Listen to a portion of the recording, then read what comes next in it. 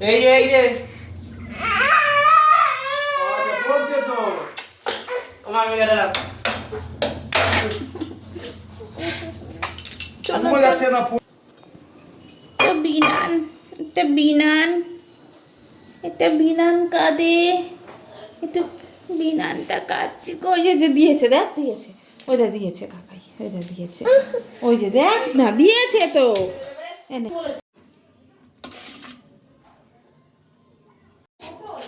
না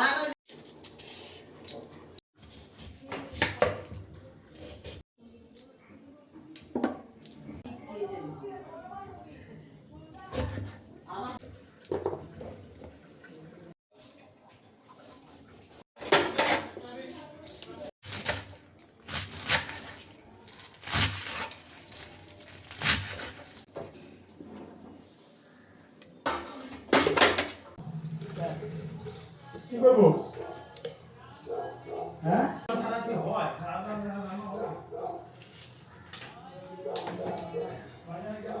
একবারে নিয়ে আসতাম 100-200 কি লাগতো না তাই 5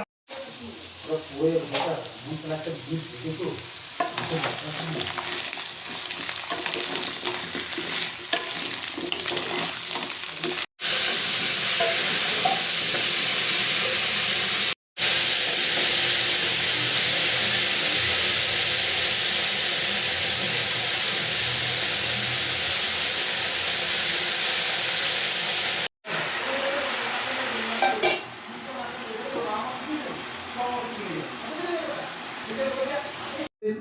Nine,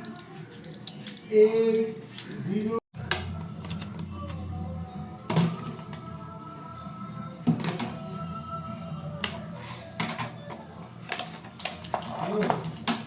আমি গৌতম বাবু বলছি তারপরে হ্যাঁ তোমার আমি বিলতে বললাম বিল বলে কাকু তুমি ওকে ফোন করে বলে দাও মানে আমাকে যে নাম্বারটা দিয়েছি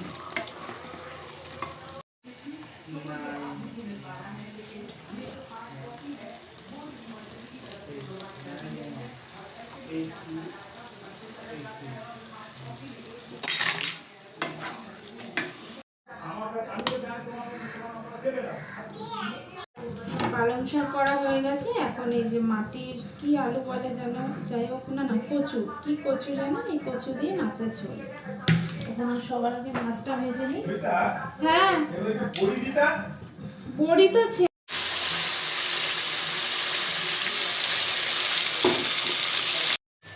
এবারে আমি কচুগুলো দিয়ে দিলাম এই যে এইভাবে আমি তো কচু দিয়ে কখনো করিনি এইভাবে টিভিতে রান্না করতে দেখেছি তাই এইভাবে রান্নাটা করছি মানে কচুগুলো নাকি খুব নরম হয় তাই মশলাটা দেওয়ার পরেই মানে একটু কষে যাওয়ার পরে দিতে হয় নাহলে একদম গলে যায় ঝোলের সাথে মিশে যায় না হলে এটা আমি মানে দিদির মুখে শুনেছি দিদি এইভাবে এই যে মাছের ঝোলের জন্য আমি গরম জল করে রেখেছি গরম জলটাই মাছের ঝোলে দেব গরম জল দিলে মাছের ঝোলের টেস্ট হয় আর এই যে আমার মশলা কষে তেল ছেড়েও গেছে জলটা জাস্ট দিয়ে দিলে হয়ে যায় মাছের ঝোল ফুটে এসছে ধোয়াতে কিছু দেখাও যাচ্ছে না এবারে আমি একটু কমিয়ে নিলাম এই যে আলুগুলো জানি না সেদ্ধ হয়েছে এই যে মাছের ঝোলটা ফুটে গেছে মাছগুলো দিয়ে দিচ্ছি আমি কখনো আমার মাছের ঝোল কমপ্লিট হয়ে গেছে কালারটা তো দেখতে খুব সুন্দর এসছে জানি না কেমন হবে খেতে কারণ আমি কখনো কোনোদিনও এই কচু দিয়ে মাছের ঝোল করিনি এই ফার্স্ট টাইম করলাম টাইগার যে কি খেয়ে বলবে আমি সেটাই ভাবছি কারণ টাইগারের জন্যই কচু দিয়ে মাছের ঝোলটা করা এনেছে সেই কারণে তাই আমি করে দিলাম আমি পারি না জানি না কেমন হবে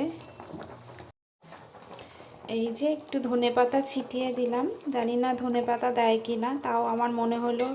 দিলে ভালোই লাগবে তাই একটু ধনেপাতা ছিটিয়ে দিলাম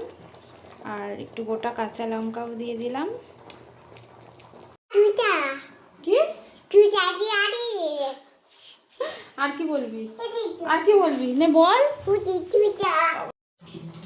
কি কচু, কচুর নামটা আমি ঠিক বলতে পারলাম না, বলতে পারলে তোমাদের কাছে বলতাম